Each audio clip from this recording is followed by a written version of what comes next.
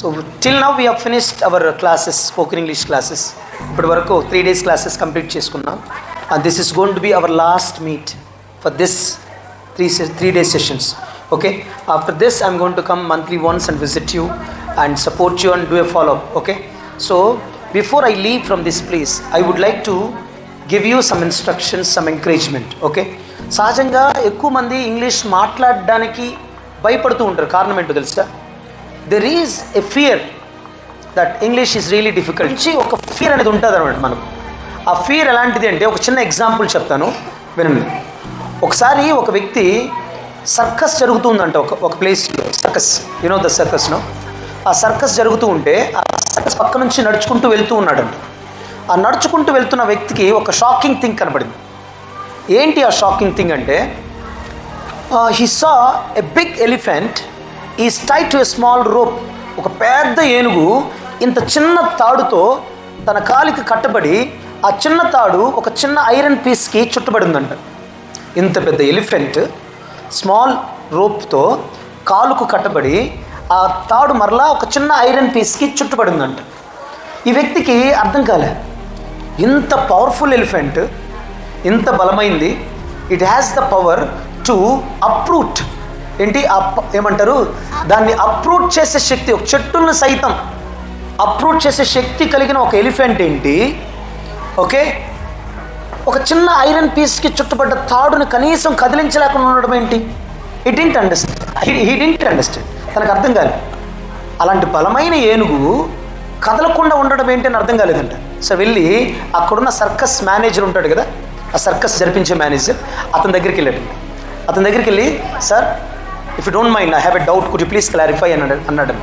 నాకు ఒక డౌట్ ఉంది, దయచేసి క్లారిఫై చేస్తారా అని అడిగాడంట. అప్పుడు ఆ సర్కస్ మేనేజర్ అన్నాడు, అయ్యా మాకు we don't have time, if you have doubts please leave from here అని అన్నాడు.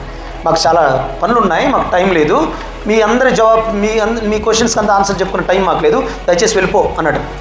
Sir please clarify my doubt, దయచేసి నాకున్నటువంటి ఈ అనుమానాన్ని క్లారిఫై చేయండి, నాకు అర్థం కావట్లేదు అని అంటే, ఏంటి చెప్పు, నాకు టైం లేదు, త్వరగా చెప్పు అడిగాడు. ఏం లేదు సార్, నేను ఇలా వస్తూ ఉంటే అక్కడ ఒక పెద్ద ఏనుగుని చూశాను. ఆ ఏనుగు, అంత బలమైన ఏనుగు ఒక చిన్న తాడుతో కట్టబడి, ఆ తాడు ఐరన్ పీస్కి చుట్టబడి ఉంది సార్. అవును, ఏంటి ప్రాబ్లం అన్నాడు. సార్ అది ఇలా అంటే ఈజీగా వచ్చేస్తుంది కదా సార్, అంత ఈజీగా ఆ తాడు విడిపించే శక్తి ఏనుగుంది కదా సార్, అదేంటి సార్ కదలడం లేదు అక్కడ నుంచి, నాకు అర్థం కావట్లేదు ఏంటి సార్ అని అడిగాడు. అప్పుడు ఆ వ్యక్తి అన్నాడంట, అదేం లేదయ్యా, మేము ఆ ఏనుగుని చిన్నప్పటి నుంచి అదే తాడుతో కట్టేశాం. ఏంటి, అది చిన్నతనంలో ఉండగా ఏ తాడుతో అయితే మేము కట్టామో అదే తాడుని ఇప్పుడు కూడా కడుతూ ఉన్నాం. అది చిన్నప్పుడు నమ్మేసింది ఒక అబద్ధాన్ని. ఏంటి అబద్ధం అంటే, ఈ తాడు తనకంటే బలమైంది అని నమ్మిందంట చిన్నతనంలో. ఏ తాడు?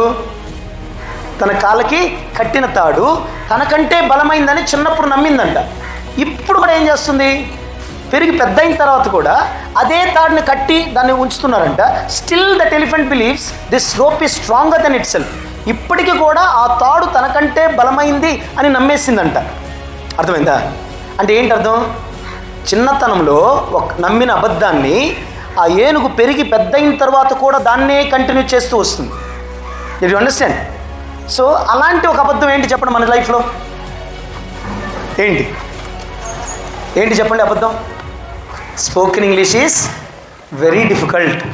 స్పోకెన్ ఇంగ్లీష్ అనేది చాలా కష్టం, మనం మాట్లాడలేము, అందరికీ ఇది సాధ్యం కాదు, ఇది నేర్చుకొని మాట్లాడాలంటే చాలా కష్టం అనే అబద్ధాన్ని మనం చిన్నప్పుడు నమ్మేసాం. ఎవరో చెప్పారు మనకు, ఆ తాడుతో మన కాళ్ళను కూడా కట్టేశారు. ఏమని? స్పోకెన్ ఇంగ్లీష్ చాలా కష్టం, నువ్వు మాట్లాడలేవు, అర్థమైందా, ఇది మన వల్ల కాదు అని చెప్పి ఒక అబద్ధమైన ఒక తాడుని మన కాళ్ళతో కట్టేశారు. మనం కూడా ఏం చేస్తున్నాం, స్పోకెన్ ఇంగ్లీష్ అనగానే కదలకుండా ఉంటున్నాం, మనం మాట్లాడలేము, ఇట్ ఈస్ డిఫికల్ట్ అని మాట్లాడుతూ ఉన్నాం. అందుకే నేనేం చేస్తున్నానంటే, ఐఎమ్ అన్టైన్ ద రోప్స్. ఆ కట్టుల్ని కట్టడానికి, ఆ కట్టుల్ని విప్పడానికి వచ్చాను నేను, ఆ కట్టబడ్డ కట్టుల్ని. That's what I'm doing. I'm travelling place to place, అన్ని ప్రాంతాలకు వెళ్తూ విలేజెస్లో ఉన్న మారుమూల ప్రాంతాల్లో ఉన్న మనలాంటి పిల్లల్ని I wanted to untie the rope of lies. వాళ్ళు నమ్మిన అబద్ధాలని అనే కట్టుల్ని విప్పడానికి వచ్చాను.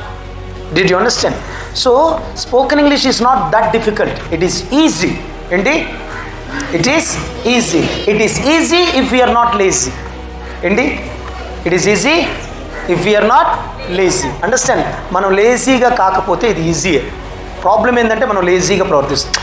ఇది మనకు అవసరం లేదులే, ఇది మనకు కష్టం అన్న ఆలోచనతో మనం ఉంటాం. అర్థమైందా? సో కాబట్టి మనం ఏం చేయాలంటే let us try to learn these things that we have already understood. మనం ఆల్రెడీ నేర్చుకున్నాం, అర్థం చేసుకున్నాం. వీటి విషయాల్ని రోజు ప్రాక్టీస్ చేస్తే it is easy. Understand? So from today onwards what you have to do is you have to learn and practice daily. Practice చేస్తారా? సే yes or no. Will you practice? Will you తో question అడిగినప్పుడు ఏమనాలి? Yes we will. ఏమనాలి? Will you practice? Negative చెప్పకండి మరలా. Okay, thank you so much. Give a big round of applauds.